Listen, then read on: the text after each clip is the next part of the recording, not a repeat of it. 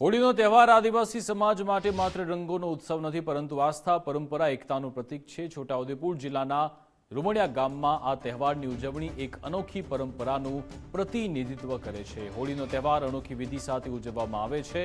દર વર્ષે આ ગામમાં પારંપરિક રીતે એવા લોકોને લાકડાના આડા મંચ પર બાંધી અને ગોળ ગોળ ફેરવવામાં આવે છે, જેમની માનતા પૂરી થઈ હોય। આ દ્રશ્ય જોઈ ઘણા લોકોએ આ પરંપરા પર આશ્ચર્ય વ્યક્ત કર્યું, પરંતુ ગામના લોકોના કહેવા મુજબ વર્ષોથી ચાલતી આ પરંપરામાં આ દિન સુધી કોઈને નુકસાન થયું નથી।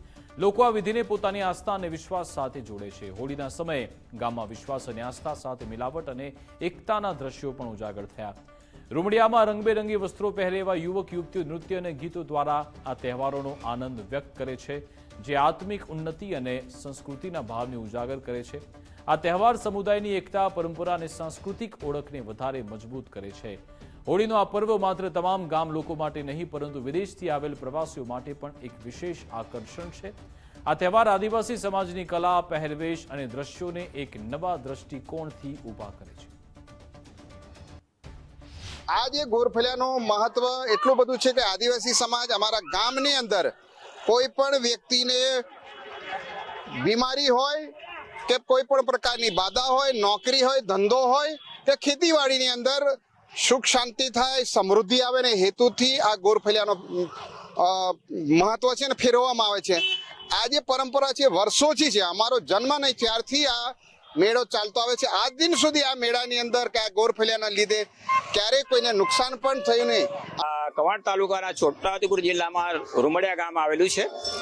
એ ગામમાં આજે ગોલ ફેરિયાનો મેળો અને ચૂલનો મેળો થાય છે, જે હોળીના બીજા દિવસે ભરાય છે અને આ મેળા પછી ગીરનો મેળો કવાંટ ખાતે ભરાતો હોય છે। આ પરંપરાથી ચાલતી આવે છે।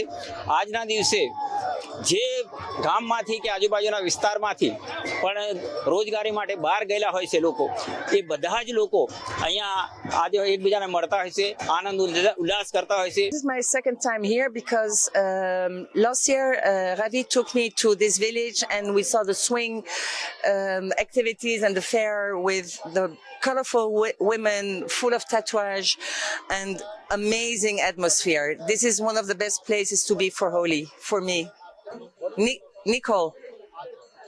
And my friend would like to add something in French, if that's okay. He's one of our guests, and he would like to tell something about the fair here.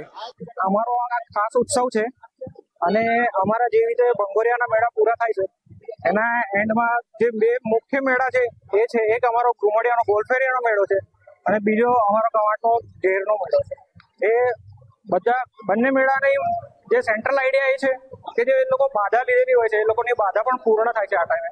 અને બાધા એક તો પાછળ તમે જોઈ શકો છો એ પ્રમાણે જે આડો લાકડાનો લોક છે ત્યાં ઊંધા લટકાઈને પછી એને ફરાવવામાં આવતો હોય છે ખૂબ જ જોરથી, અને ત્યાં એમની બાધા પૂરી થતી હોય છે। બીજો એક બાજુમાં ચૂલ છે, એમાં ચૂલના અંગારામાંથી પાસ થવાનું હોય છે।